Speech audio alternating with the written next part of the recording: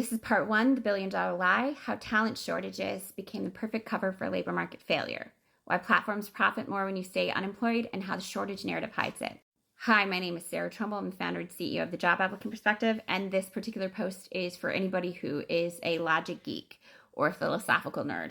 I have adjusted my argument for my last one, and I'm half interested to hear people's feedback because these blogs are getting read by multiple people from the New York Times, as well as the Wall Street Journal, the Washington Post, and more. And this is just a way for me to get editorial feedback whether or not I'm representing our experience well. What's an economic synonym for talent shortage in online hiring? Rent seeking. While not all inefficiency is intentional, the online talent industry is structurally incentivized to maximize employer spending and isn't structurally incentivized to improve the job-seeking user experience. Intent and impact aren't the same thing.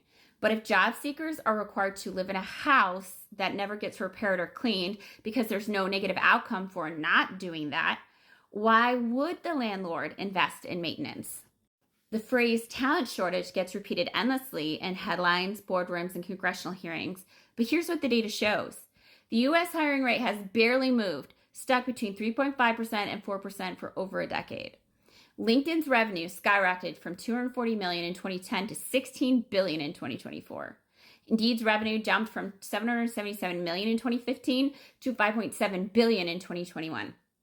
And Recruit Holdings, who owns Indeed, fiscal year 2024 report showed $5.8 billion in US dollars in a single quarter. And yet, the lived experience of US job seekers has been steadily decaying since the labor market went online. The Lost Generation study in the Journal of Human Resources found steadily decreasing outcomes over the last 20 years in the online labor market.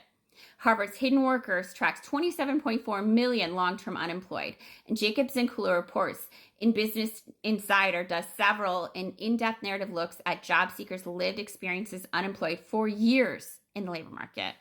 Meanwhile, platforms are hitting record profits while millions of career-seeking Americans remain stuck in long-term unemployment. The inversion nobody talks about. If there were truly a historic shortage of skilled workers, the talent industry would behave differently. Platforms like LinkedIn, Indeed, and ATS vendors would be obsessed with understanding job seekers, measuring friction points, improving usability, and redesigning workflows so candidates actually want to engage. That's not happening. Employers are spending billions, and HR tech companies are openly not investing in job-seeking experience, insight, or trust. Part 2 coming next.